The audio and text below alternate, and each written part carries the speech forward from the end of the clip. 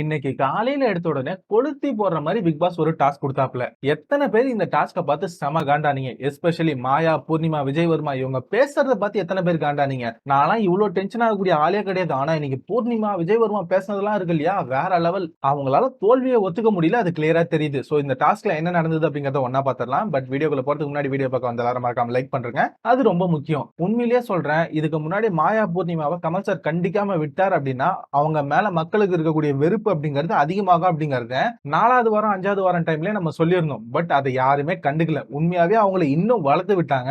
இப்ப மக்களுக்கு அவங்க மேல இருக்கக்கூடிய வெறுப்பு அப்படிங்கிறது ரொம்ப அதிகமாயிடுச்சு. என்னதான் மாயா, பூர்ணிமாக்கு பிஆர் டீம் ஒர்க் பண்ணாலும் மாயா தான் ஓட்டிங்ல லாஸ்டா இருக்காங்க. அது கிளியராவே புரியுது. இத்தனைக்கும் அர்ச்சனா மாயா பக்கம் நின்னாலுமே இந்த இடத்துல மாயா ஓட்டிங்ல கம்மியா தான் இருக்காங்க. சோ அந்த அளவுக்கு மக்கள் ஃப்ரஸ்ட்ரேட் ஆயிட்டாங்க.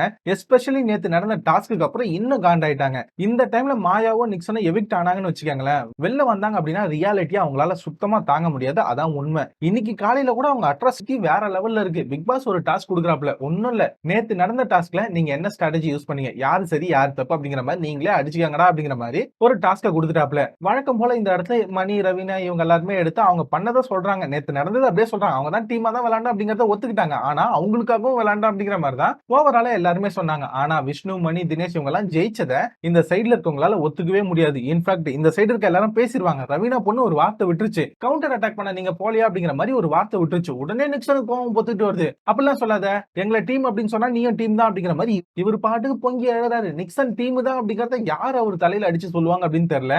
இன்ஃபேக்ட் சொல்ல வேண்டிய ஹோஸ்டே சும்மா இருக்காப்ல. அவங்கள வளர்த்து விட்டதே இன்ஃபேக்ட் கமல் சாரும் பிக் பாஸ் டீம் தான். அதான் உண்மை. இன்னைக்கு அவங்க பேசுறதெல்லாம் கேட்கும்போது உண்மையிலேயே சொல்றேன், ஒரு ஜெனரல் ஆடியன்ஸா நீங்க பாத்தீங்க அப்படின்னா செம வெறுப்பாகும். ரிவ்யூவரா பார்க்கும்போது எனக்கு ஒரு கட்டத்துக்கு மேல எதுக்குடா இவங்க இப்படி பேசுறாங்க, இப்படி எல்லாம் ஆட்கள் இருப்பாங்களா அப்படிங்கிற மாதிரி தோண ஆரம்பிச்சிருச்சு. ஒரு கட்டத்துக்கு மேல செம ஃப்ரஸ்ட்ரேட் ஆயிடுச்சு. அதான் உண்மை. இன்ஃபேக்ட் இந்த இடத்துல மணி எல்லாம் புடிச்சு வச்சு விஜய் வர்மா ஏறி அடிச்சாருன்னா பாத்துக்காங்களேன், நீ வந்து முட்டாத்தனமா ஆடிட்டடா, நீ நினைச்சிருந்தா அப்படின்னா விஷ்ணு எடுத்து எல்லா முறையிலும் நீ உனக்கு சொந்தமாக்கி இருக்கலாம் அப்படிங்கிற மாதிரி இவர் முட்டாத்தனமா ஐடியா சொல்றாப்ல. விஷ்ணு எடுத்து இவர் ஜெயிச்சதுக்கு அப்புறம் அடுத்து மாயாவும் பூர்ணிமா வந்து ஈஸியாவே மணியை போட்டு தள்ளி அவங்க ரெண்டு பேர்ல யாராவது ஒருத்தர் வின் ஆயிருப்பாங்க.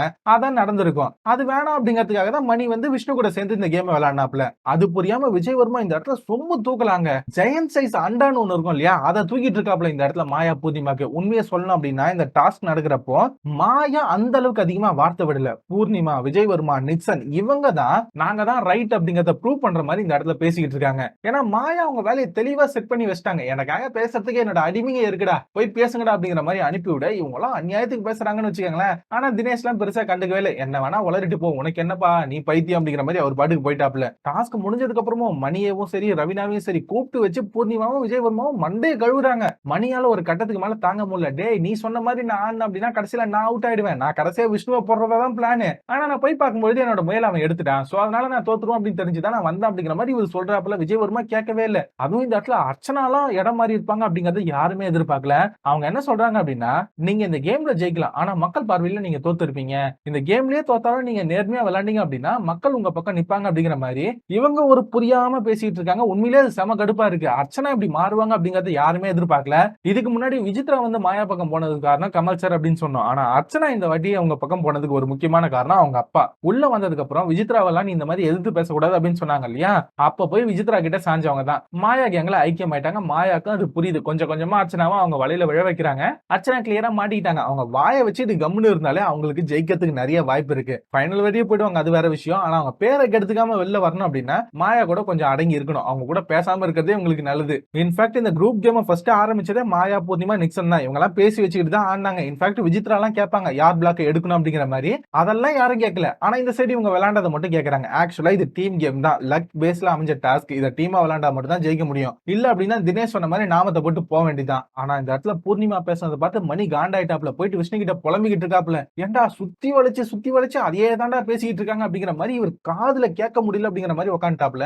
விஷ்ணு சாப்பிட்டுக்கிட்டே ஏன்டா 3 பாயிண்ட் தாண்டா ஜெயிச்சேன், அதுக்கு ஏன்டா இப்படி சாவடிக்கிறீங்க அப்படிங்கிற மாதிரி அவருடைய நிலைமை இருக்கு. அது இன்னும் ஹைலைட். இன்னும் கூட ரவீனாவை போட்டு அவங்க காதுல ரத்தம் வராத கதையா பூர்ணிமா பேசிக்கிட்டு இருக்காங்க. இதை பத்தின உங்களோட ஒப்பீனியன் என்ன அப்படிங்கறத மறக்காம கமெண்ட்ல போடுங்க. ஆனா உண்மையா சொல்றேன், இந்த வாரம் மாயா எவிக்ட் ஆனாங்கன்னு வச்சுக்கோங்களேன், அந்த ரியாலிட்டி அவங்க ஃபேஸ் பண்ணும்போது ரொம்ப கஷ்டப்படுவாங்க. அது கிளியராவே புரியுது. புரியுது. ஏன்னா மக்களுக்கு அவங்க மேல இருந்த ஹேட்ரட் அப்படிங்கிறது இன்ஃபேக்ட் வேற லெவல்ல அதிகமாயிடுச்சு. அதுவும் எஸ்பெஷலி இந்த டாஸ்க்கு அப்புறம் விக்ரம் எவிக்ட் ஆனப்பவே அது கிளியரா தெரிஞ்சது. இந்த வாரம் நடந்த டாஸ்க்ல அது இன்னும் எவிடென்ட்டா தெரிஞ்சிச்சு. பிக் பாஸ் டீம் வேற மாயாவை ஜெயிக்க வைக்கணும் அப்படிங்கிறதுக்காகவே லக் பேஸ்ல டாஸ்க் எல்லாம் கொடுத்துட்டு இருக்காங்க. ஆனா அதுவே மாயாக்கு பேக் ஃபயரா போய்கிட்டு இருக்கு. அதுவும் கிளியரா புரியுது. இந்த வாரம் பாருங்களேன், நம்ம ஹோஸ்ட் வருவாப்ல வந்து எடுத்த உடனே எதுக்காக பண்ணீங்க ஃபேவரிசம் பண்ணீங்க அப்படிங்கிற மாதிரி தினேஷ், விஷ்ணு, மணி இவங்கள தான் போட்டு வெளுப்பாப்ல. அது கிளியரா தெரியும். ஆனா அவர் வெளுத்தாலுமே அவங்களுக்கான ஓட் பேங்க் அதிகமா இருக்கு. அதுதான் அவங்களுக்கும் ஒரு வகையில பாசிட்டிவா போய் முடியும்னு வச்சுக்கோங்களேன். சோ என்ன நடக்குது அப்படிங்கறத வெயிட் பண்ணி பார்க்கலாம். இது வரைக்கும் வீடியோ பார்த்திருந்தீங்க அப்படின்னா மறக்காம லைக் பண்ணிட்டு எத்தனாவது லைக் அப்படிங்கறத கமெண்ட்ல போடுங்க. நான் அடுத்த வீடியோல உங்க எல்லாரையும் மீட் பண்றேன். Bye bye. Thank you guys.